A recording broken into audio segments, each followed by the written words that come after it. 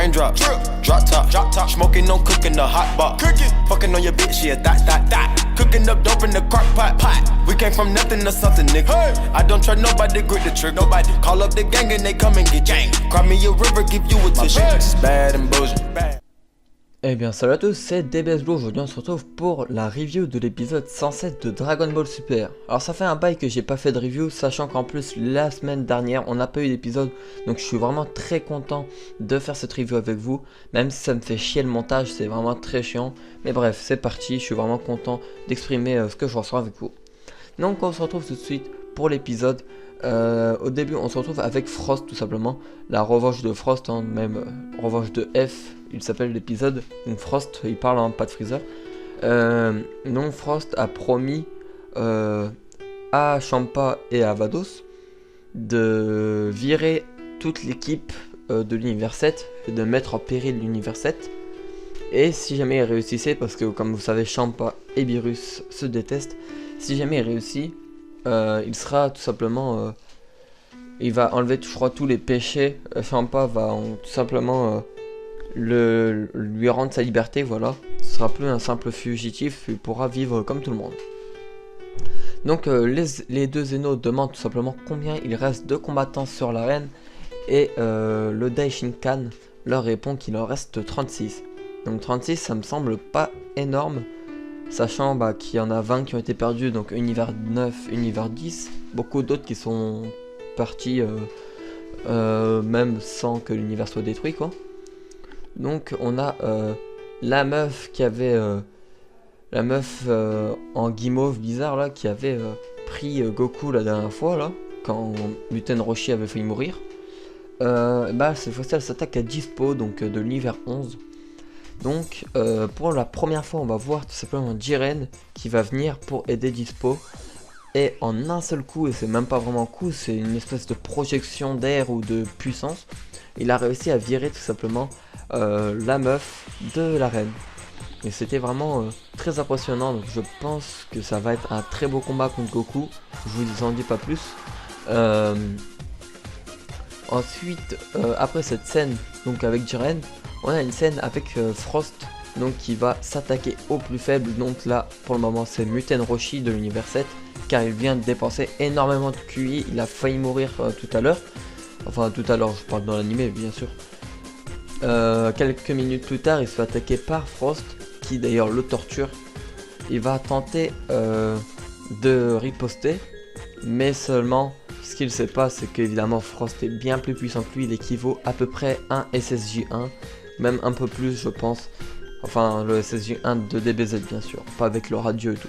Donc évidemment Muten Roshi n'a pas la moindre chance, il battrait même pas Freezer première forme, alors Frost forme finale, c'est mort.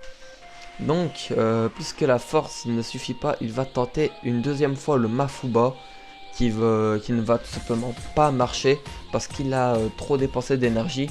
Il va le rater et donc le faire apparaître un tout petit peu à côté du pot Mafuba. Donc au point de virer Muten Roshi de l'arène, Vegeta arrive pour l'aider tout simplement. Après il dit que c'est pas pour l'aider parce que c'est le mec qui l'aime pas, mais je pense que c'est aussi pour l'aider, pour Vegeta, je pense qu'il veut quand même survivre. Donc voilà, il voulait quand même pas que Muten Roshi meure, parce que bon on va pas dire c'est son pote, mais voilà, c'est un mec qui connaît quoi. Donc on va voir tout simplement Mageta qui va arriver en compagnie de Frost. Il va venir et il a utilisé une technique spéciale pour pas qu'on puisse le faire entendre, pour pas qu'on puisse le faire s'entendre. Il va utiliser des pierres du stade et les colmater avec la lave qu'il a sur sa bouche, donc plutôt ingénieux comme technique. Donc Vegeta se transforme en SSJ, un petit Big Bang qui ne suffira pas, et Muten Roshi va tenter une troisième fois le Mafuba contre Frost. Mais Frost lui, ce qu'il savait pas, Muten Roshi, donc Tortue Géniale, ce qu'il savait pas c'est que Frost lui il s'y attendait et il a réussi à riposter l'attaque, donc le Mafuba contre Vegeta, parce que Vegeta vous savez il fonce dans le tas, et donc il arrive carrément à sceller Vegeta.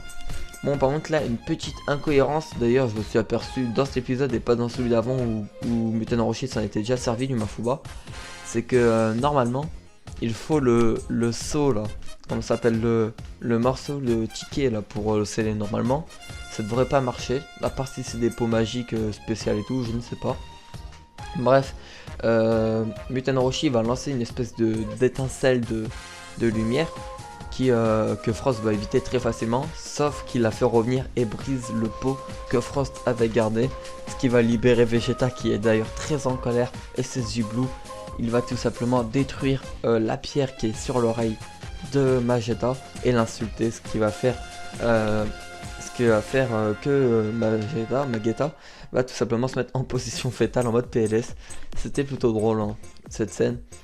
Et Frost dit clairement à Vegeta: tu as eu de la chance cette fois-ci, mais la prochaine fois je te vaincrai. Et il s'est échappé comme un lâche qu'il est, avec des nuages tout simplement. Donc Beerus très content de Muten Roshi qui est au final parti, sinon il allait mourir. Il est quand même sorti de l'arène de son plein gré pour tout simplement pouvoir manger un Senzu et survivre tout simplement. Donc voilà, il était content Beerus, mais moi je trouve qu'il aurait pu quand même demander, je sais pas, de l'énergie des autres combattants et sortir juste parce qu'on est fatigué et à la limite de mourir. Je sais qu'il a vécu des épreuves difficiles, mais un petit peu d'énergie et il devrait normalement toujours battre quelques-uns. Après, vous me direz, c'est les plus forts qui vont rester là. Donc Muten Roshi il pourrait pas faire grand chose dans son état actuel. C'est vrai. On va le laisser se reposer. Merci Muten Roshi, tu nous as vachement aidé. Donc la preview de l'épisode 108 de DBS, elle est très intéressante. C'est ce que les fans attendaient, ce que les gens attendaient. Dès le début du tournoi, on savait que ça allait se passer cet épisode. Ça va tout simplement être l'alliance de Freezer et de Frost. Les deux vont s'allier, donc comme vous savez, les deux machiavéliques là, les deux fourbes, ils vont tout simplement, plus qu'ils s'entendent très bien, ils vont s'allier contre même l'univers 7. Il va s'allier, Freezer va s'allier contre Gohan, contre... après on le voit contre Gohan, on voit contre je sais plus qui d'autre, je sais plus contre qui d'autre, il va s'allier aussi. Voilà, il s'allie vraiment contre l'univers 7, donc on va voir à quel point va se finir cet épisode. Donc rendez-vous la semaine prochaine, enfin je crois la semaine prochaine ou alors la semaine encore après, je ne sais plus. Pour l'épisode, je ferai une review, ne vous en faites pas, j'ai repris les reviews. Maintenant, chaque semaine on refait, le plus tôt possible c'est mieux. Et donc voilà, c'est tout pour moi. J'espère que cette vidéo vous aura plu. N'hésitez pas à vous abonner si ce n'est pas déjà fait, puis je vous dis à bientôt pour une nouvelle vidéo. Salut à tous!